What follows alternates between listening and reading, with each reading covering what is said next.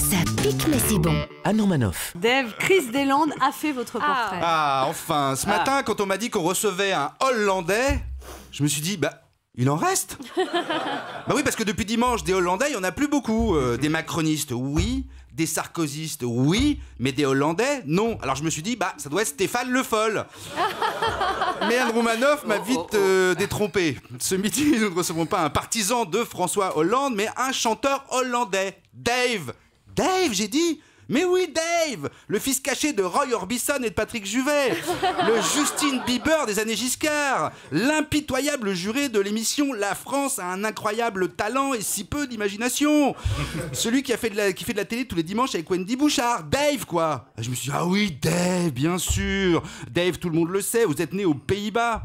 Petit pays fondateur de l'Europe assez méconnu. Il est vrai que les masses laborieuses préfèrent se dorer la pilule en août sur les plages de la Costa Brava plutôt que se geler les couilles en visitant un polder, tout en ingurgitant des harengs crus par la queue. Et pourtant, votre pays natal, j'adore. Votre pays natal ne manque pas de charme. Les tulipes, le Gouda, Johan Cruyff, Vincent Van Gogh, les canaux. Bon, ça c'est ce que je disais à ma mère quand je voulais faire un week-end à Amsterdam quand j'étais adolescent. Mais c'est une autre histoire. Dave, vous êtes un chanteur populaire, comme le chantait Michel Sardou. Vous avez passé votre vie au service du public, de gala en gala, de tour de chant en tour de chant, et cela depuis pas loin de 45 ans. Dave, depuis vos débuts dans la comédie musicale Gospel, où vous rencontrerez votre meilleur ami, Daniel Auteuil, vous avez été adopté par le public français qui a vite été conquis par votre côté dandy blond, sorte d'Alain Chamfort venu du Nord. Vous avez vécu l'âge d'or de la variété, cette époque où les artistes ne se prenaient pas autant au sérieux que maintenant, époque insouciante où l'on pouvait croiser Carlos en barboteuse et Sylvie Vartan en bécassine, même quand elle n'était pas déguisée, dans les émissions du samedi soir des Carpentiers.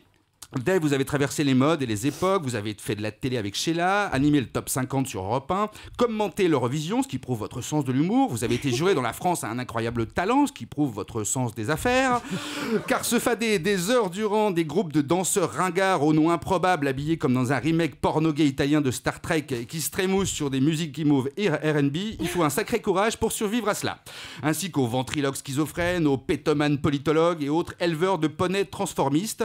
Et je ne parle pas des autres jurés, que je ne connaissais pas, une femme autoritaire aux avant-bras musculeux, genre éleveuse de bisons à main nue, et un Québécois aux cravates improbables sur des vestes pieds de poule.